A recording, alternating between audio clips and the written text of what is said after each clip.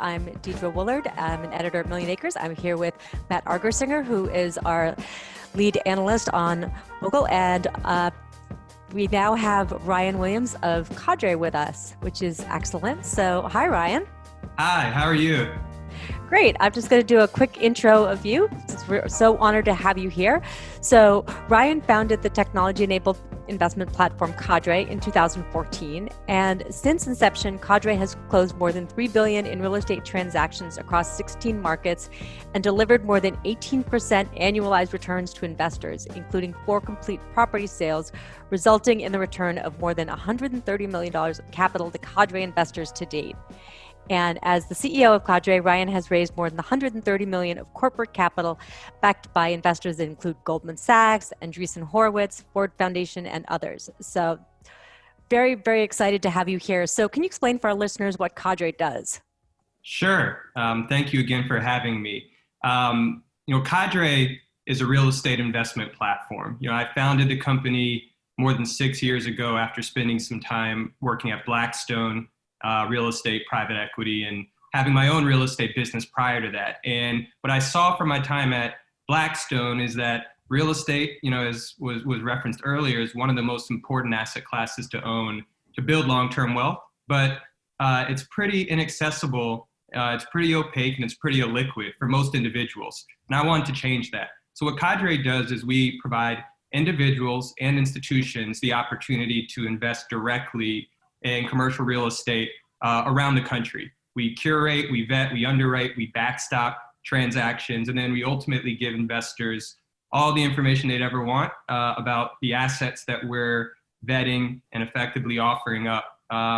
We give them information about the operators we work with, and then we let them directly invest in real estate properties and portfolios around the country. Well, Ryan, thanks again for joining us. It's so great to have you. I know you guys have been working on some exciting things at Cadre, and we're going to talk about one or two in particular later on the show. But I want to just maybe get your temperature on the real estate market overall. Maybe particularly the types of real estate you guys look at in Cadre. More on the commercial side, more on maybe the large multifamily space, things like that. Deidre and I were just talking about it. I mean, 2020 has been such, I don't know what watershed year. I don't know how unprecedented. There's so many different words, right? What do you think about the real estate market? Maybe even talking about what you think is going to happen to things like traditional office or hospitality, retail, the sort of the really beleaguered property types in the marketplace. How are you feeling about it? Are you optimistic, or is this still something that you think is going to struggle for at least the near term? Yeah, well, I mean, look, real estate, like a lot of other industries, is facing a lot of challenges, but also opportunities. And our view is real estate, also like a lot of other industries, will have winners and losers. There's definitely a lot more risky asset classes, many that were already deteriorating pre-COVID, like retail, for instance, that have seen even more headwinds. But there's also some asset classes that have seen pretty strong growth and resiliency, like multifamily and industrial, for instance. So, we believe there's going to be winners. We believe there's going to be some losers. And what I think is most important, frankly, in this period of time is who you're investing with. Just like in the stock market, great management teams can drive out performance. And, that's what we've prided ourselves on at Cadre, building a team with billions of investing experience. Our investment committee is chaired by Mike Fascitelli, who used to be the CEO of Vornado. And as you alluded to, we've built a strong track record. So I'd say that's the most important focus that I would encourage any investor to think through. And then I think you've got to really look at two kind of variables. One is market, and the other, again, is asset class. That's what we focus on at Cadre. It's the dimensions with which we invest through. And so starting with market, there clearly are going to be some markets that are more impacted than others. You look at a lot of the urban, large markets, infill, New York, which is where I am right now. You look at LA, and a lot of those markets are facing, tremendous challenges. And frankly, a lot of urban outflow into the suburbs. And you also need to look at, beyond just the urban versus suburban dynamic, affordability.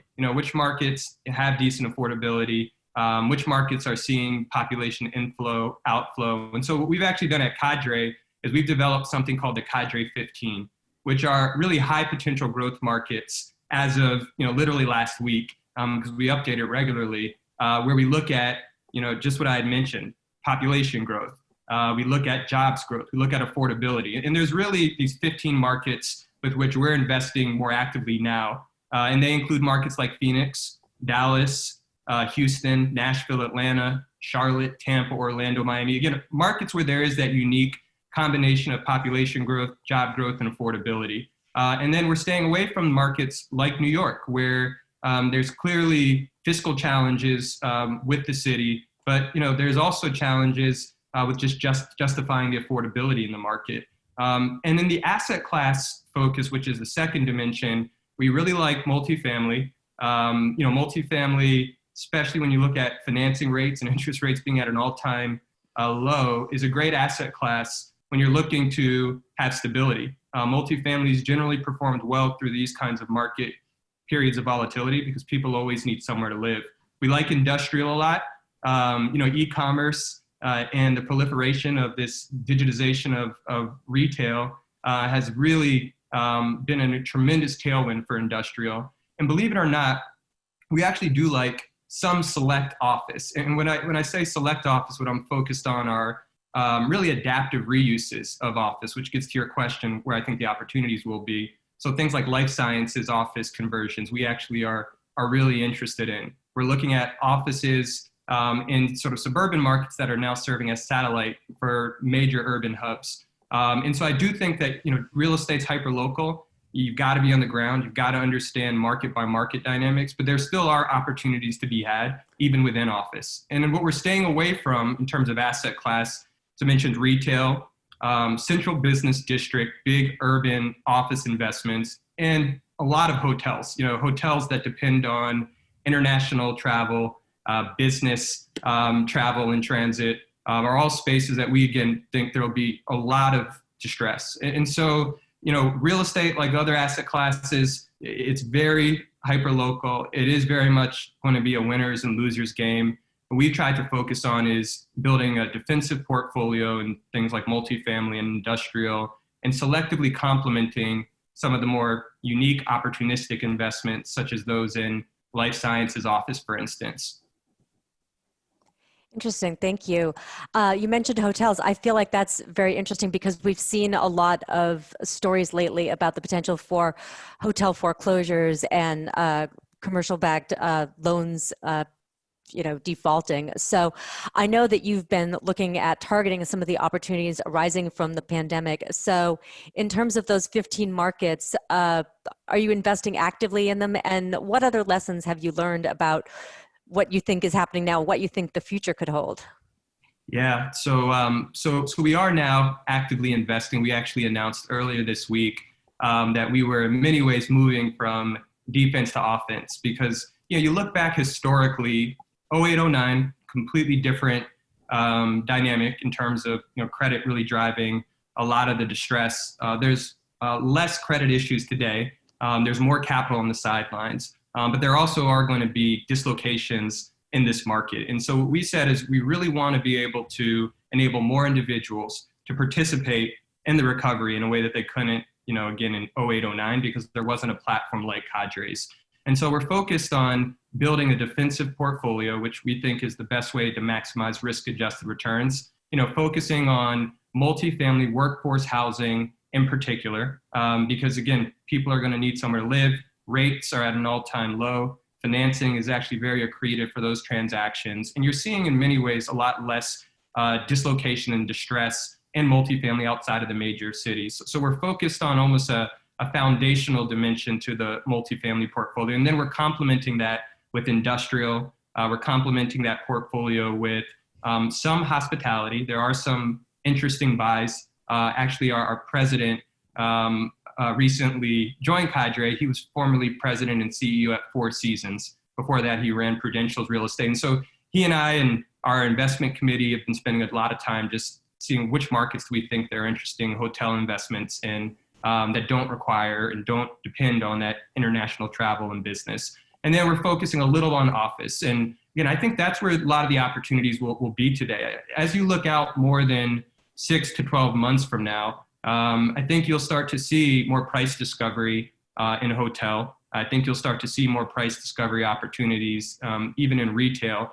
But today, there's still so much distress that has to work its way through the system. But I do think it's important to highlight that, real estate has some really unique attributes that actually make it a very interesting asset class to invest in this period of time selectively.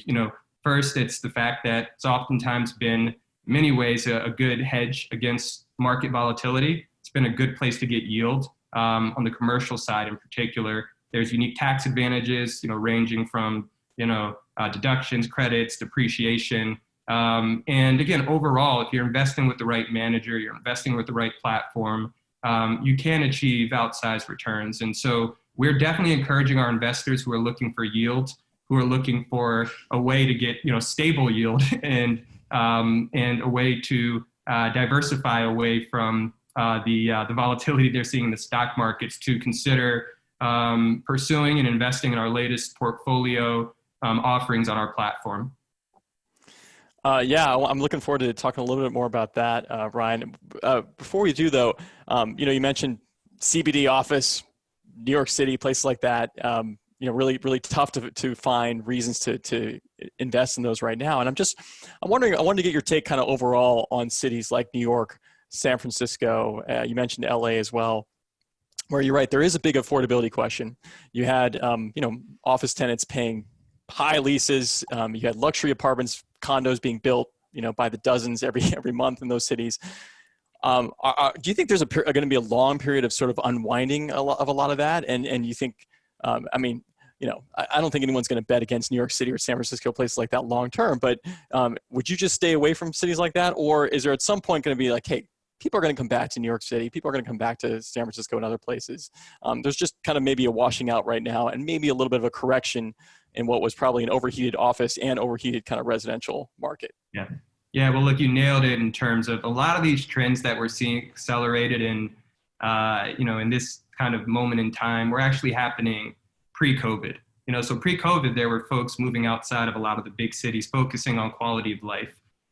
Pre-COVID, there were a lot of people who, said, look, I can't make the valuations work, buying New York office at all-time high, price per square foot points, low cap rates. And so what COVID has really done in one way is it's accelerated a lot of those trends that were already underway and are already happening. And my personal view is that in many ways, this was somewhat of a natural correction that again was just accelerated. My other personal view is that I believe, and call me an optimist if you want, that cities like New York in particular will recover. New York's incredibly resilient. 9/11 was a different circumstance and situation, but I think you saw that people really rallied and came together. There's the same opportunities and kind of cultural amenities in the city. You got Central Park still, you have Broadway. So there's a lot of those cultural hubs and beacons that really do distinguish New York. There's an energy here that in many ways is unlike anywhere else. They'll still be here. And so I think it's a matter of when New York begins recovering, when people start coming back. And a lot of that's going to be based off the course of the virus. But I do believe that there's a fighting spirit here in the city. It's, again, going to be a cultural heart of the country in many ways, one of the most important urban headquarters. And I wouldn't count the city out. Now, what I think has to happen is there has to be more adaptability and flexibility from New York and other major city office landlords. There has to be creativity on how they adapt their spaces. There has to be creativity on how they address the concerns regarding health, which are real. How much are they willing to invest ultimately in in their buildings? Are they willing to expand elevator space? Are they willing to have more upfront testing? And are they willing to provide transparency into what they're doing? And so again, I think a lot of it will be the collective will of those who own assets in New York. But I wouldn't bet against the city. I wouldn't bet against folks who are thinking about, do we convert our office space to space that's more akin to co-living? Do we convert our office space to space that's more akin to some of the life sciences reuses? Do we convert our hotels to resi? And so it's really about, again, the pace and the velocity of that adaptation. But I think it is safe to say that over the next 3 to 6 months, there's going to continue to be some real headwinds, especially as you see some of the stimulus sort of winding down, and especially as you start to see whether or not there's going to be an uptick come fall and winter time here with COVID cases. But long term, I'd sit here and we can come back a year, 18 months from now, and I do think that the city will be on its way to a real recovery. And I think it's going to come back in a way that's different, unique, and frankly, even more vibrant than pre-COVID. I absolutely agree with that. I would not count out the big cities. So I wanted to pivot a little bit and talk about accredited investors, because I know the SEC recently changed the rules for accredited investing. And one of the things that they did is they opened it up a little bit and made it a little bit more about education and savvy versus just strictly being a wealth requirement. So I was wondering what Cadre is thinking about that, and the opportunities you feel like it may open up for your company and for investors in general. Yeah, well, I mean, I was definitely pleased to see that there was there was some progress made on who can participate in private placements, and starting to broaden that funnel. At Cadre, we started in many ways with larger institutional investors as our clients, and we've gradually begun opening up our platform to more and more individuals. And what we saw is that there were a lot of individual investors who really wanted to access our site, but maybe didn't meet the previous thresholds in terms of net worth or otherwise. But they were in the industry. They knew financial services. Many worked in the space, and we saw that there were prohibitions there. So we do think we'll begin to see more of those professionals in the space, folks who have investing acumen, beginning to flock to our platform and to invest. We think it's a great step forward. I think it is important that we're very careful and thoughtful about the various criteria and any unintended consequences it might have the more we change sort of the requirements. But I still think there's a lot of room for expanding access. And our view at Cadre is we want more people to be able to participate in the very kind of institutional real estate that we acquire that historically has been reserved for a few, small group of people. And we're doing that. We're giving people access to opportunities. And we also want more individuals to be able to, over time, participate in, real wealth creating investments. And so I think it's a good step forward. To me, it signals more of the spirit of, current regulatory organizations to do what they can to help more people be able to responsibly benefit from access. And we are seeing an uptick for sure on our platform. Yeah, we certainly hope the ranks of the accredited investors can expand quite a bit. I think just giving more investors access to kind of some of the investments that you guys are working on, alternative assets and things like that, that's going to be a nice thing for a lot of investors. I wanted to get your quick opinion on opportunity zones. A program that came out a few years ago, and I know Cadre's had some dealings in that space. And I want to see what you think about your role take on opportunity zones. Have they worked for? I feel like they've worked really well for investors in a lot of cases. Do you think they've worked well for the communities and the markets they're really trying to target and benefit? Yeah, we, as you mentioned, we did launch an opportunity zone investment program a couple of years ago. The idea was we wanted to allow, the investors on our platform to have the opportunity to help drive greater economic progress and growth in underserved communities. We successfully invested in a number of markets. We haven't invested in opportunity zones in more than a year.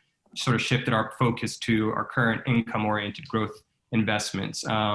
And so, we haven't been as close recently. What I will say is that the spirit of the program, the mission of the program is one that I believe is beneficial. I think that there absolutely has to be greater investment in communities that have been underinvested and underserved and deprived of capital. I know firsthand. I'm from Baton Rouge, Louisiana, and it's a city where there just aren't a lot of investments and opportunities. And I'm one of the few people that has been fortunate to to really grow and succeed and the like. And I think that the program spirit and the mission is great. I think no one would argue that the execution of the opportunities and others previously can be improved. And I think that it's critical that it's not just a public program or private. There has to be greater partnerships. There has to be greater accountability, and there also have to be greater incentives on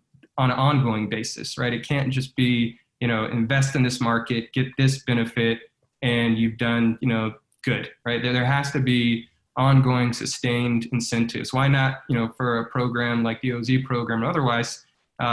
Improve sort of the tier of benefits over time based off continued and further investment in these markets and these communities. Why not focus more on supporting local businesses that have already been in those communities versus incentivizing new businesses to come into those areas and the like. So it's a longer answer than you're probably looking for, but what I would say is, one, the mission of the program is one that I absolutely believe is needed.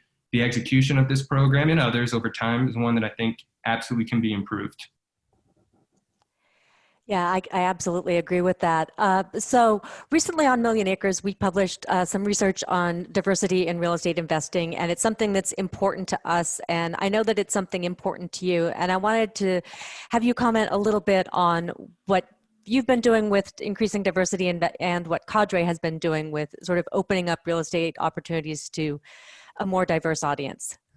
Yeah, no, it's a great question. And, I personally have been a lot more public about, my views and beliefs that we all collectively can be doing so much better, as well as what the benefits are financially and for society rather, to increase diversity, equity, and inclusion. And look, you look at real estate, you look at technology. We're a real estate investment platform that leverages technology, and they're two pretty homogenous industries. And in order, I believe, for the industries to reach their maximum potential, there has to be greater access. There has to be greater inclusion.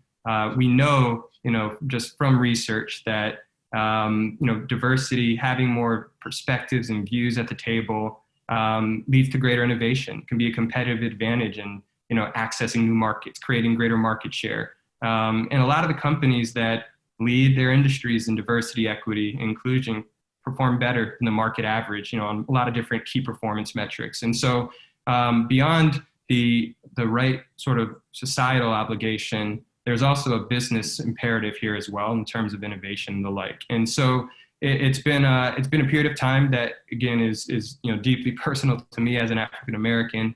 And we've done what we can at Cadre to help reduce that opportunity gap. And so we first have leveraged our platform, and I'll talk about that in a second. We've also focused on what we can do at Cadre Corporate. We want to build a more diverse organization. As it stands right now, more than 50% of our management team are women or minorities. And so, we're pleased with that start. We think we can continue to do better. And what we committed to in July was really a four-pronged approach. First, again, discussion. So we launched a series of Cadre chats. We had folks like Darren Walker, president of Ford Foundation, an investor in our business, speak about social inequities and the ways that we all can drive meaningful change. And it was really a great start. We also focused on, supporting employees who wanted to personally donate, to nonprofits focused on economic justice. And we also, again, focus on our own team and diversity and what we can do to improve across the board, from the senior levels to our more junior team members. And maybe most importantly, we use our platform to do more to help increase diversity within the Cadre ecosystem. So we discussed first, as we launch our latest investment strategy, which we announced we're doing on Monday, that we would be more active in partnering and backing minority and women operating partners across our portfolio. So if investors wanted to understand that in more depth, they could go to cadre.com and sign up for our latest investment offering, and they would see the explicit commitments we've made to invest and really drive capital into these communities. We also committed to working with minority depository institutions. So these are banks, and the stats are just startling in terms of how undercapitalized many of these banks are. And these are in many ways the lifelines financially to the communities they serve. And so we're going to be actually working with a number of minority depository institutions to finance new real estate deals, which will help increase the cycle of capital. And we've also committed to depositing corporate cash with minority depository institutions as well. And so for us, it's been really a multidimensional approach. I mean, I think the important point is there's something we all can do, no matter how small, no matter how large. And I think that the reality as well is that what we're seeing today is not just a blip.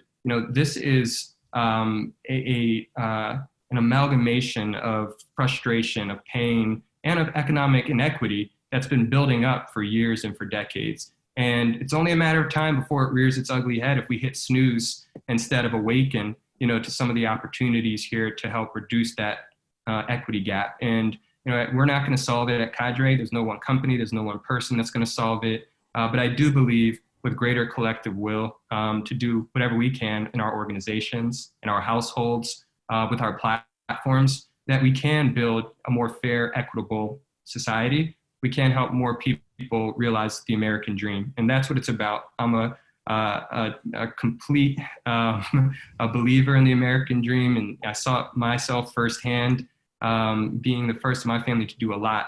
And I know that opportunity should be democratized, which is very in line with the Cadre mission. Oh, well, that was all so well put, Ryan. Few minutes left here. I think it's a little bit time for a little reveal time. So you talked a little bit earlier about some of the investment offerings and trying to get investors access to greater yield, greater direct exposure to real estate. Could you tell us about something that Cadre's has been working on and is just about to unveil? Yes. I'm incredibly excited. I couldn't be more excited to announce the launch of a new product called Cadre Cash. Cadre Cash is a product that we frankly have been working on for more than a year and a half. Basically, we're now giving investors access to really two important investment products. First is access to an FDIC-insured account where they can earn a 3% reward on their cash, which is more than 60 times the national APY. Second, as we announced on earlier, we're also offering investors the opportunity to participate in our latest portfolio of growth-oriented real estate investments that we're pursuing with an orientation on helping investors get access to more growth, more safety and diversification, especially in what's a very low yield, high instability, high volatility market. And so, we're all seeing the stock markets, we're all seeing how uncertain and volatile, the economy is, and we see how challenging of a time it is to invest. And so Cadre Cash is our answer, to this market with very limited opportunities to achieve, higher return on cash savings and diversify away from extreme stock market volatility. And investors can go to cadre.com/cash or just cadre.com to sign up for the product. It is limited time off. It is a limited time offering. But again, we wanted to design this and launch it now because we know how important stable income producing real estate is, as a hedge away from, the current macro environment. We know how important yield is. And, our product that we're launching was really in response to that. And the final thing I'll say is because a lot of people have asked us, well, how has your existing real estate portfolio held up? We own more than $3 billion of real estate around the country. And the answer is incredibly well. Our multifamily portfolio is more than 97% occupied. Our office is north of 94% occupied. I think it's a testament to the fact that we only approve 2% of the investments that are shown to us. It's a testament to the prudent approach we take to investing and the skin in the game that we all have by backstopping and investing alongside our investors as well. So we are poised to be able to move from defense to offense because of the strong performance of what we own, but also because of the macro environment. And we couldn't be more excited to launch Cadre Cash and really to help more people have greater stability, greater financial opportunity, and greater long-term wealth. Well, Ryan Williams, it's been an absolute pleasure to have you. Thanks so much for giving us your time to talk about real estate, to talk about Cadre, talk about the markets. It's been an absolute pleasure. You're an optimist, and you said you'd come back and tell us how New York City is going to be doing in like 6 to 18 months. So we'll have you back, and we'll get on top of that. So thanks again, and investors, head over to cadre.com, check out Cadre Cash and the other investment offerings that Cadre has available. So thanks so much, Ryan. Bye. Thank you.